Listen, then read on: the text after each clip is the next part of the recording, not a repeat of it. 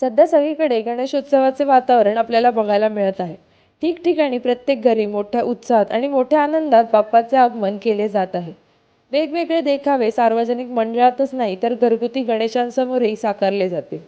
असेच पुण्यातील आंबेगाव बुद्रुक येथील अतुल दांगट कुटुंबियांनी केदारनाथ मंदिराची प्रतिकृती साकारली आहे.